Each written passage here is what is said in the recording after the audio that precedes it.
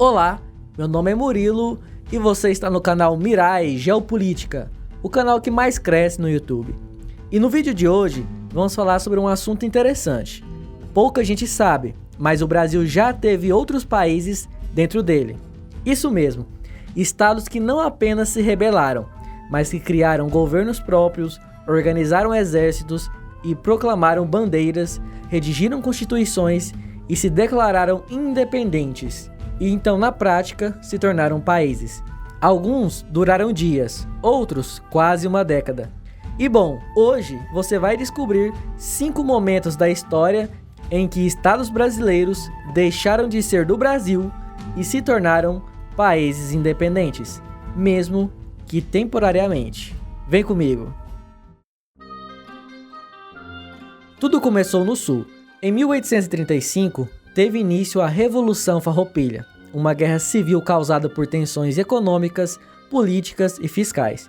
O governo imperial cobrava altos impostos sobre o charque gaúcho, favorecendo os concorrentes nordestinos. Revoltados, os estancieiros do Sul decidiram ir além da simples resistência. Em 11 de setembro de 1836, foi proclamada oficialmente a República Rio-Grandense, com sede em Piratini. Bento Gonçalves assumiu como presidente.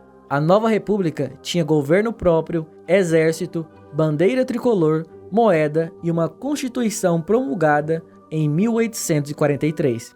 Por quase 10 anos, o Rio Grande do Sul funcionou como um país paralelo.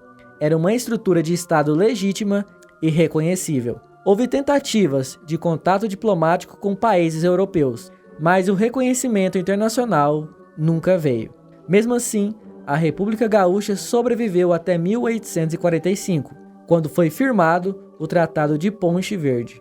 Os líderes foram anistiados, as tropas incorporadas ao exército imperial, mas a independência foi enterrada. O legado, porém, permanece. A bandeira da República Farroupilha é a bandeira oficial do Rio Grande do Sul até hoje. 3 anos depois da proclamação da República Rio-Grandense, o clima de independência se espalhou para Santa Catarina. Em 1839, a cidade de Laguna foi tomada por forças aliadas aos farrapos. Ali nasceu a República Juliana, com a ambição de criar uma federação de repúblicas no sul do Brasil. A liderança contou com figuras importantes como Giuseppe Garibaldi, o revolucionário italiano, que mais tarde participaria da unificação da Itália. Ao lado de sua companheira Anita Garibaldi, ele comandou forças navais e ajudou a organizar a República. A bandeira da República Juliana era semelhante à da República Rio-Grandense, sinal claro de aliança política. A República teve governo provisório, estrutura militar e emissão de documentos. Foi por alguns meses um estado autônomo em pleno território brasileiro. Mas sua existência foi curta. O governo imperial reagiu rapidamente, enviando tropas que retomaram Laguna e colocaram fim ao projeto separatista. Mesmo com vida curta, o episódio mostra que a ideia de uma cisão no Brasil ela era concreta, articulada e com apoio real. E mais, que houve sim uma tentativa organizada de criar uma nova nação no sul do continente. Mas não foi só o Sul que tentou virar país. O Nordeste também quis se separar, e muito antes dos farrapos.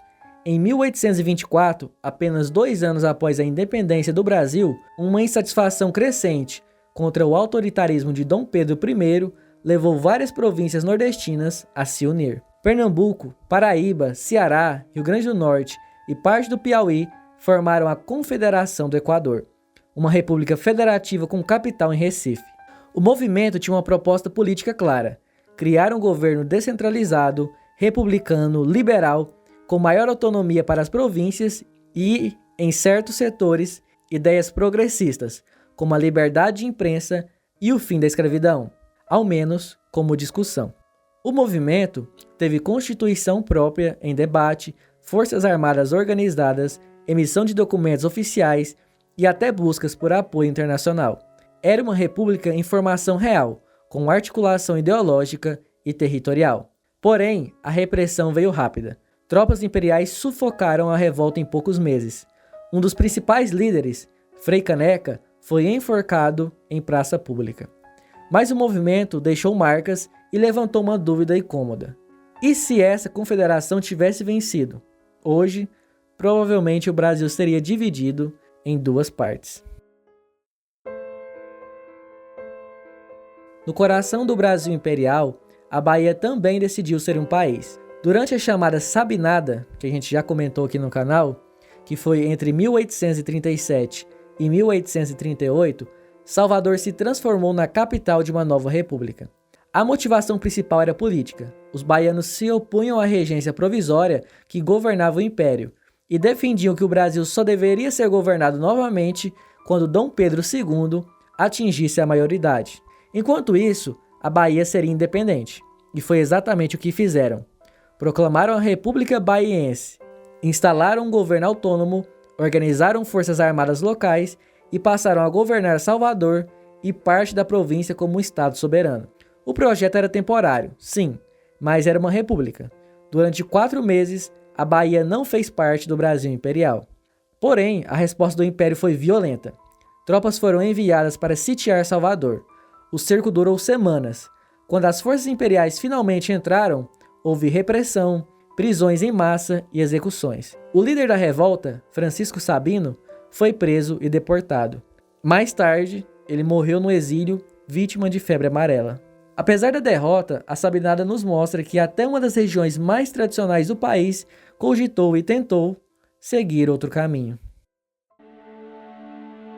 E por fim, uma das repúblicas mais esquecidas da história, a República de São João da Parnaíba. Enquanto o Brasil já havia proclamado sua independência em 1822, boa parte do norte e nordeste ainda estavam sob controle de tropas portuguesas. Foi nesse contexto que, em 19 de julho de 1823, os moradores da cidade de Parnaíba, no litoral do Piauí, tomaram a iniciativa. Sem esperar ordens do Rio de Janeiro, que naquela época era a capital do Brasil, eles proclamaram sua própria república. Hastearam uma nova bandeira, organizaram uma junta de governo local e declararam fidelidade ao Brasil independente, mas como uma república autônoma, e não como parte do império centralizado. Durou poucos dias, talvez semanas, mas foi registrado oficialmente. Era uma cidade que se adiantava ao seu tempo, tentando ser parte de um novo Brasil, mas sobre os seus próprios termos. E esse é um dos episódios mais simbólicos de como a independência brasileira ela foi vivida de forma desigual e fragmentada. Nenhuma dessas repúblicas sobreviveu. Algumas foram esmagadas rapidamente, outras duraram anos, mas todas foram reais. Tiveram governos, símbolos militares e leis. Foram países de fato dentro do Brasil. Porém, todas foram derrotadas. O Império esmagou os movimentos com violência, astúcia e promessas de reconciliação. A unidade territorial foi mantida, porém, a que custo? A história oficial gosta de contar que o Brasil é um caso raro de coesão. Um império que virou república sem se fragmentar. Mas a verdade é que essa coesão foi construída com repressão e apagamento. Essas repúblicas mostram que a unidade do Brasil nunca foi garantida. Ela teve que ser imposta, reafirmada à força. E isso nos leva a uma reflexão final. Todos esses movimentos de ruptura nasceram do mesmo lugar, da sensação de abandono, desigualdade e desrespeito. Quando uma região é ignorada, cresce o desejo de se separar. Quando um povo se sente excluído, ele começa a imaginar outro país. O Brasil só vai se manter verdadeiramente unido quando todos se sentirem parte dele. Não só no mapa, mas na economia, na política, na educação e na cultura. Um país de todos, e não só de alguns. Porque não adianta exibir um território gigantesco se boa parte dele não se sente representada. Não adianta ter uma bandeira única se ela não cobre todos por igual. E o mais importante, o Brasil como povo, ele precisa se manter unido. Nós temos inúmeras diferenças culturais, econômicas, costumes, etc., inclusive de religião. Mas o povo brasileiro, ele foi mantido unido através de muita dificuldade e muito sangue foi derramado. Isso nos mostra que, independente das circunstâncias atuais, o povo brasileiro precisa se manter unido, para que a gente continue crescendo como nação e sociedade, mesmo sendo tão diferentes um dos outros. E bom, e você? Qual dessas repúblicas você nunca tinha ouvido falar? E você acha que o Brasil fez bem em se manter tudo unido? Eu já expressei a minha opinião aqui, mas quero ouvir a sua também. Meu nome é Murilo, eu vou ficando por aqui. Um abraço e até o próximo vídeo. O meu muito obrigado.